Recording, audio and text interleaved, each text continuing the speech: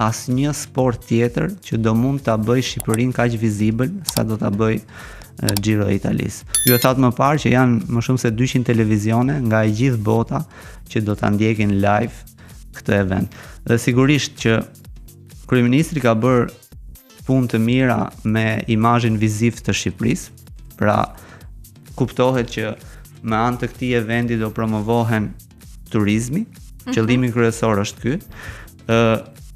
Do promovohen rrugët ku si pasojë më pas mund të na mbeten rezultate pozitive sepse funksionon në sportin e ciklizmit funksionon në këtë mënyrë. Ekipet të ndryshme, siç janë dhe ekipet profesionistë, në sezonin e pushimit, në sezonin dimror, shkojnë në përkambe trajnimi ku aktualisht është shumë e frekuentuar Spanja. Okay. Mund të kthehet në të ardhmen si destinacion Shqipëria, duke qenë sepse ka resurse shumë të mira natyrore, pra kemi shumë afër malet ku sportistët mund stërviten, natyra është e mrekullueshme, kemi pothuajse 9 ose 10 muaj kohë të ngrohtë me diell, ku ciklizmi ka nevojë dhe kemi shumë pak shira.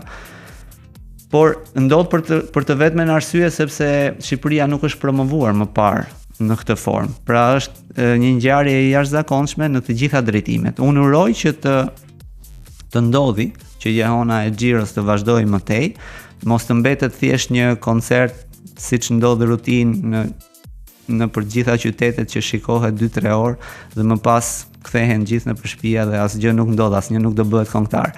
Uroj që dhe Giro e Italisë të lë pasoja në rinin shqiptare dhe mos ndodhi që mos kemi asnjë ciklist më pas. Po, pra. Megjithatë, mbetet për të parë, sepse unë thash më parë që ne nuk jemi fare të përgatitur në lidhje me këtë drejtim, sepse menaxhimi i klubeve sigurisht kërkon një çështje logjistike, pra kërkon një staf të mirë përgatitur, kërkon një lokacion ku ata duhet të stacionohen, nuk është e mjaftueshme vetëm hoteli, por duhet të ketë edhe asistencën teknike të duhur, ku për momentin në Shqipëri janë